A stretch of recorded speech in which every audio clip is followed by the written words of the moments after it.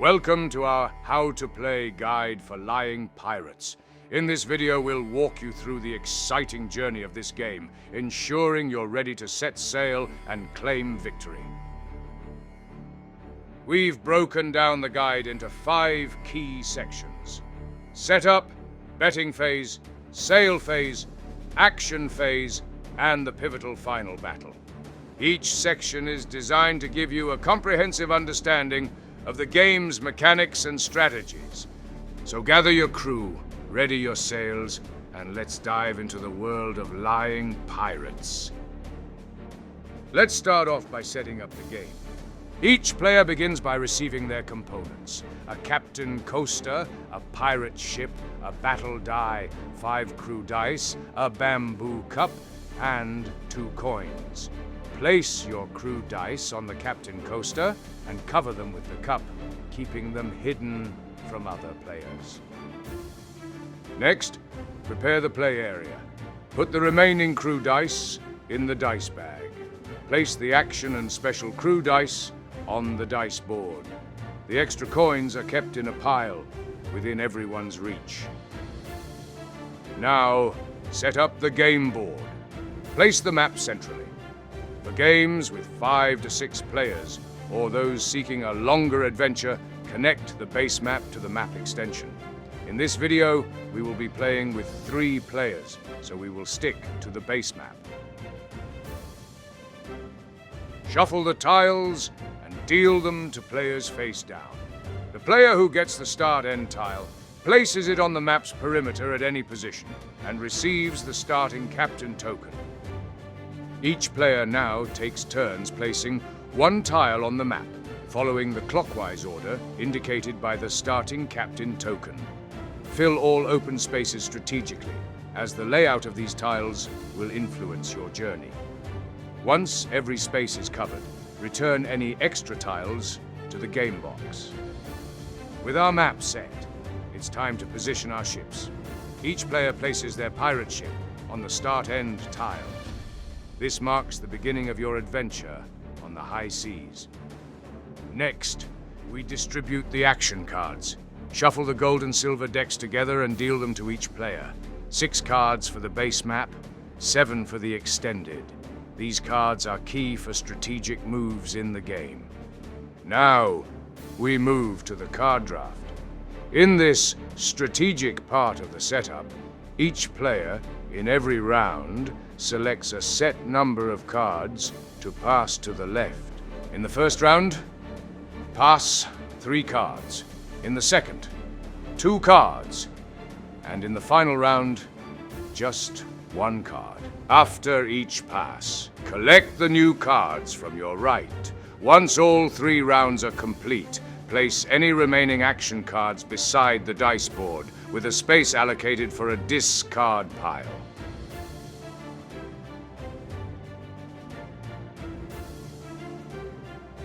We now continue to the betting phase, where cunning and chance collide. In this phase, players bet on the total number of a specific dice face value present under all cups. 1s are wild, meaning they can represent any face value in the current bet.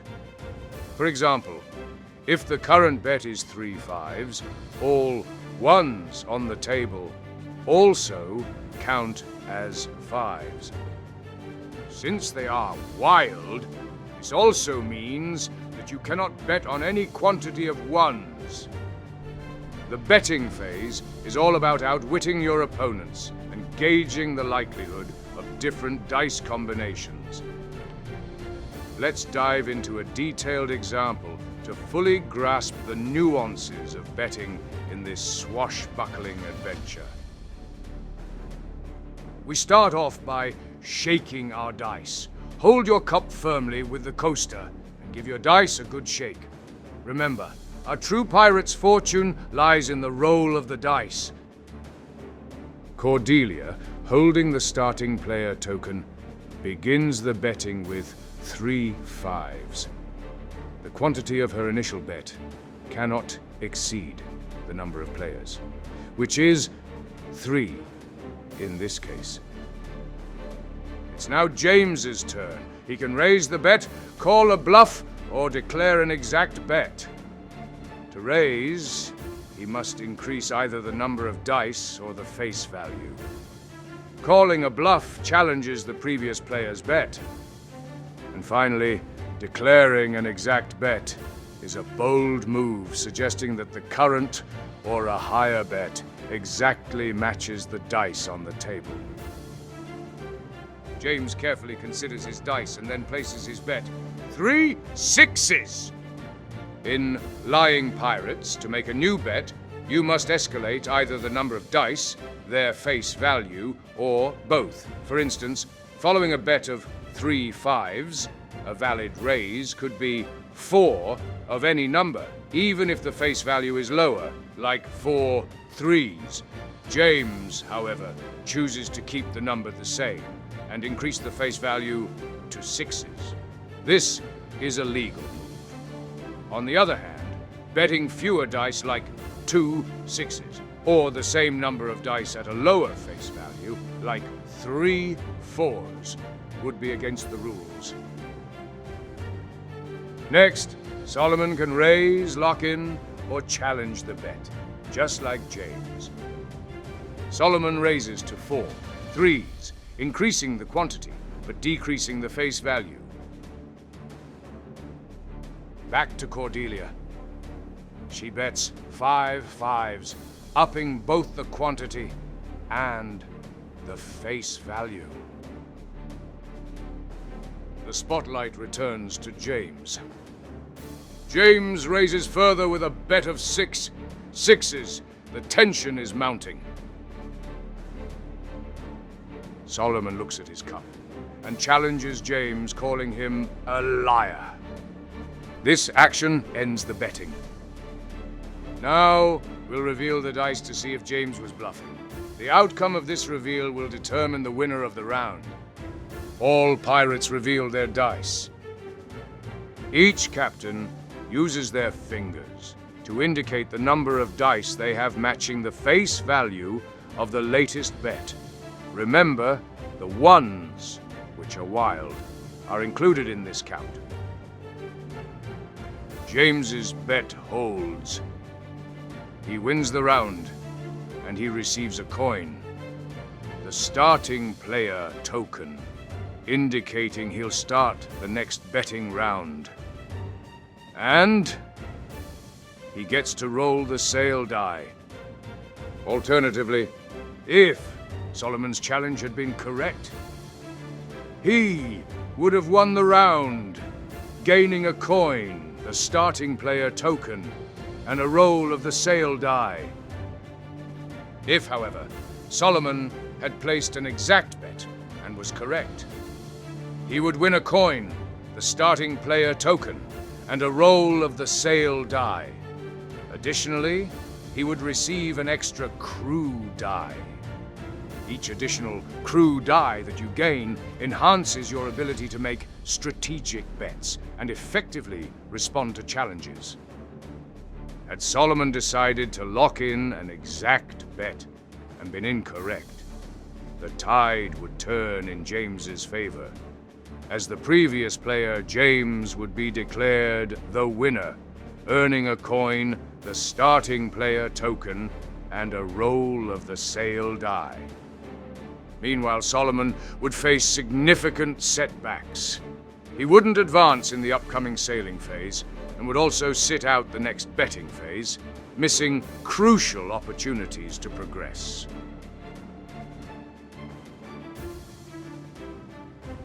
We now enter into the sail phase. Here, captains will navigate challenges and make critical decisions that shape their path to victory. The player who emerged victorious in the betting phase is granted the privilege to roll the sail dice. This roll will determine the movement on the map. The winner, along with any survivors from the betting phase, will then move their ships according to the dice result.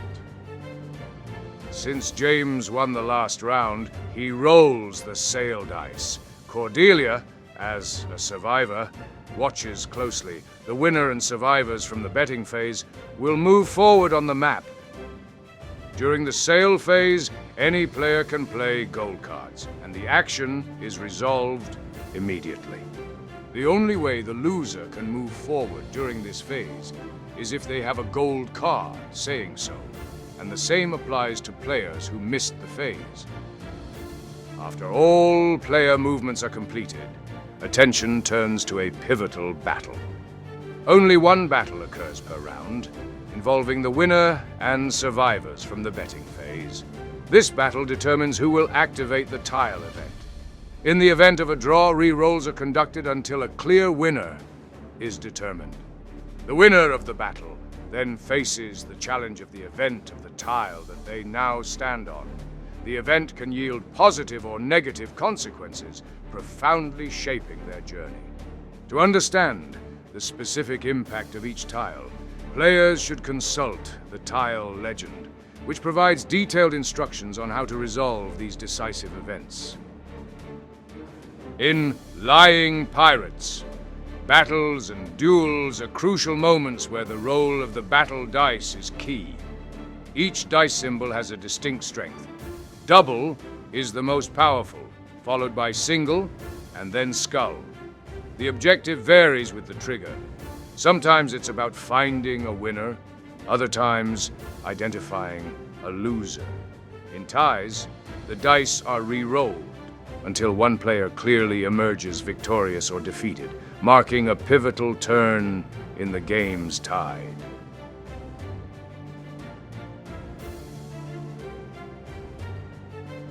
Once the winner of the tile battle has activated and finished playing their tile event, we move into the action phase. In this phase, players unleash their strategic prowess. Here, each player's decisions and actions can significantly alter the course of the game. It's a time for cunning moves and bold plays as pirates navigate their way to victory. As we watch the cards come into play, it's important to note that in Lying Pirates, there's no set turn order for card actions. Players can throw their cards in at any time. But remember, the cards are resolved in the order they're played. This means timing and strategy are key. A well-timed card can turn the tide of the game, while a hastily played card might not have the intended effect.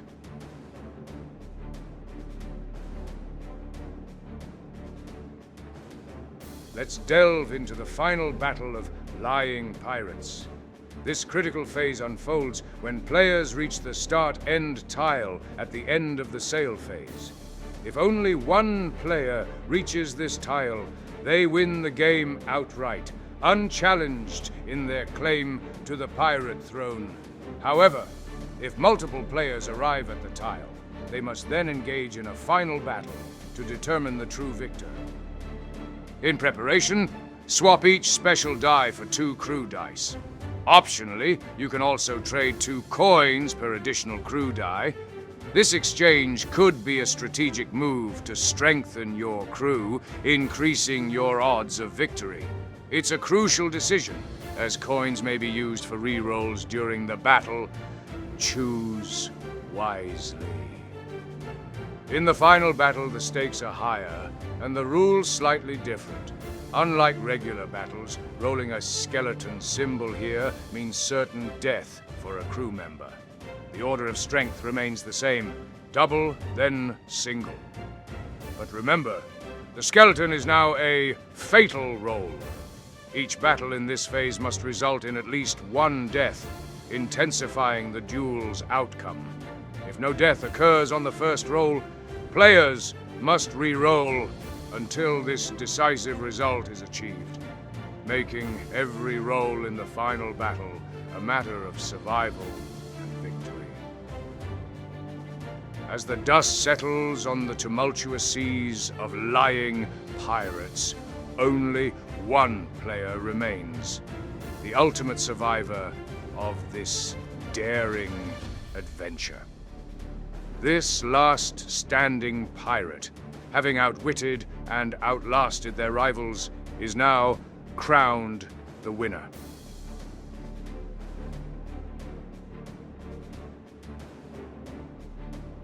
The vast array of tiles and action cards in Lying Pirates creates a multitude of game scenarios, each with its own potential for varied interpretations. When players encounter ambiguous situations or differing views on the rules, they turn to the Battle It Out rule. Here, players advocate for their interpretations based on their understanding of the tiles and cards in play. A battle decided by the dice then resolves these disputes, setting the course for how the game proceeds amidst its rich and varied possibilities. This brings us to the end of our journey through Lying Pirates. We've explored the setup, betting phase, sail phase, action phase, the decisive final battle, and the crucial Battle It Out rule for resolving disputes. Thank you for joining us. With these guidelines in hand, you're now ready to embark on your own pirate adventures. May your decisions be wise and your battles bold. Set sail into the world of Lying Pirates and chart your course to victory.